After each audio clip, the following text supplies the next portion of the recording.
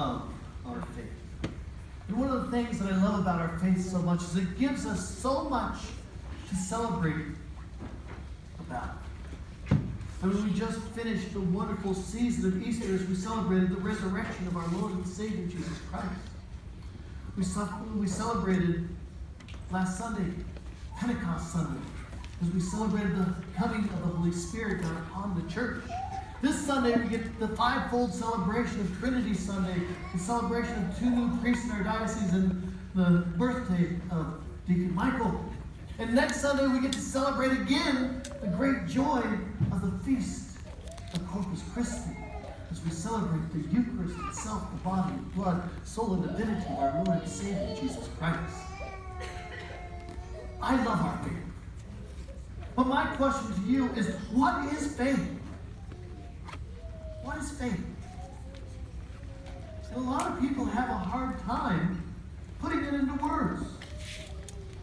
Well, one easy word that you can use to describe faith is relationship.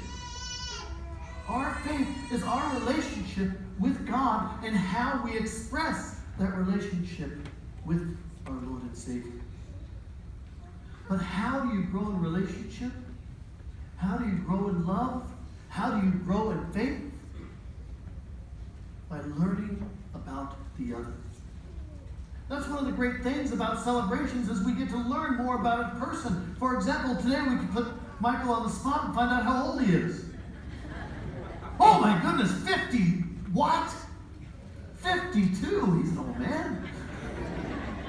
I guess he's about 43. But we learn something new about him, and so we're able to attach our heart a little bit more to him. Celebrations are awesome because they open us up to love more. So today we celebrate the solemnity of the Holy Trinity. As we can open up our hearts to know God a little bit more. Because we can never know everything about God, and that's one of the great joys about God as well. Because unfortunately, we are fickle people. We lose interest very fast in things that we already know about. For example, I love to do jigsaw puzzles. But after I put that last piece in, I look at the picture for a little bit, then I crumple it all back up and put it in the box and put it up on my shelf, and about 2 or 3 moves later, I finally give it to St. Vincent de Paul. I don't go through and do the puzzle over and over and over again. I already mastered it. And I'm sure you do the same in your life in many different areas. And so with God, we can never master God because there's always more and more to learn. We can always grow deeper and deeper in relationship. Our faith can continue to increase each and every day. We don't just say, I got faith, and leave it there. We continue to grow in faith by learning more of how awesome our God is, how awesome our faith is. And so on this Trinity Sunday, there are some wonderful things that we can open up our hearts and learn more about God. So the church gives us this feast to show and talk about how God is one person, but 3 substances: Father, Son, and Holy Spirit. And that God wants to have this relationship with us. And He's been building this relationship since the dawn of creation. As He walked with Adam and Eve in the garden and communed with them daily until they fell into sin and broke that relationship. And now God has been restoring that relationship with us to Him ever since. And so one of the great big steps that God made was when He reached out to Moses and told Moses his name. For his name reveals so much about Him. I am who am. When was God created? He wasn't.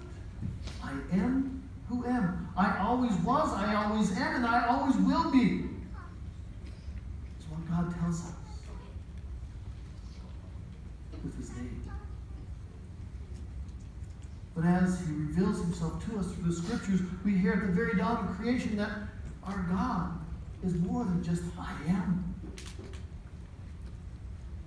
As in the beginning was the Word, and the Word was with God, and the Word was God. And through the Word, the world was spoken into being. And God said, let us make man in our own image, and male and female, he created us in his image. God is not a single substance. Let us make man in our own image. So we have the Word there, we have the Father there, we have the Spirit that hovered above the waters, making them the wellspring of life.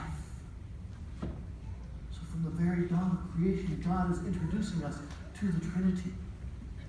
And over the course of the ages, knowledge of the Trinity is open to us. And so we have 3 stages of revelation to us, with the Old Testament of being the time of God the Father. Then we have the Gospels, from the moment of Jesus' conception until his death,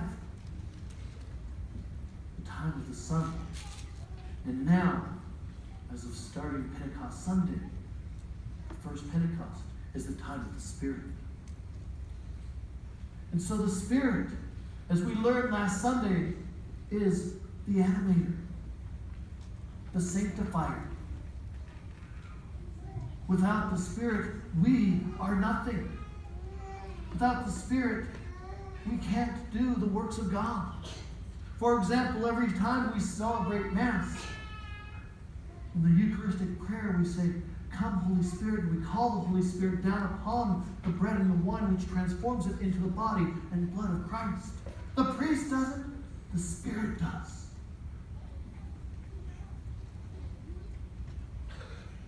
The Spirit is what activates us to proclaim God's truth to the world.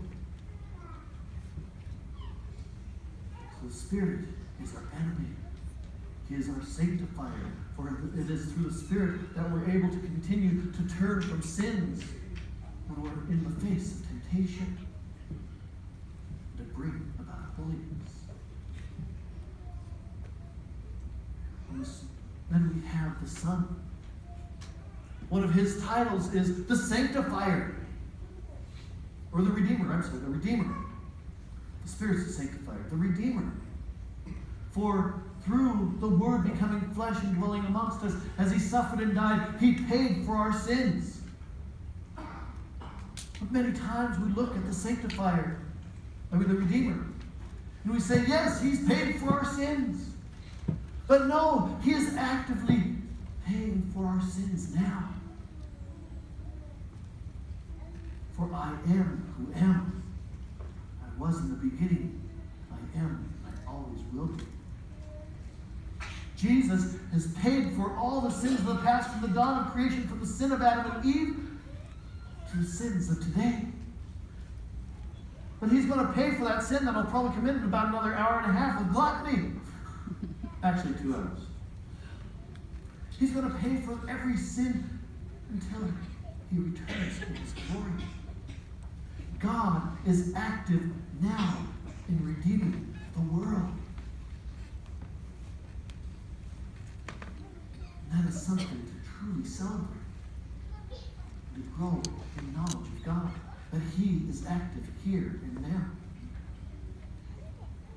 But today is Father's Day, so I wanted to really emphasize the first person of the Trinity, God the Father, who is the role model of all fathers.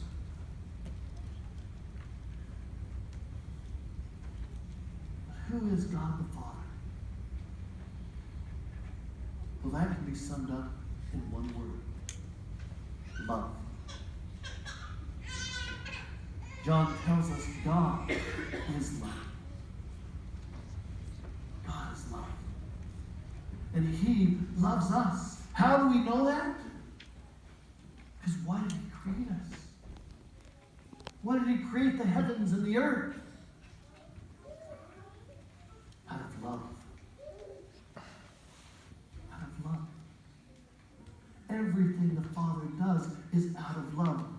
his creation. He sent his Son out of love. For God so loved the world that he gave his only begotten Son, that all who believe in him might not perish but might have eternal life. God loves you. And our faith is how we show our love back to God. But God the Father didn't just finish making the heavens and the earth and said, I'm done. Yes, he rested on the seventh day, but he only rested. He got back to work. One of the great things of God the Father is he allows us to join him in creation. Every time a child is conceived, a new creation happens. So you fathers, you cooperated with God, you joined with God in creation when you conceived your children. God is active here and now. Do we have any pregnant women in here? Surprise! Yes, we do. God is creating right here, right now, in front of our eyes. Which is awesome. Because God is, was, and always will be. And so today we honor the Trinity as we continue to open up our hearts to grow in faith, to grow in love, to grow in relationship. And just as God is continually active in this world today, he is, he was, and he always will be. May we continue to be active in our faith and grow in that relationship and love of our triune God, the Father, the Son,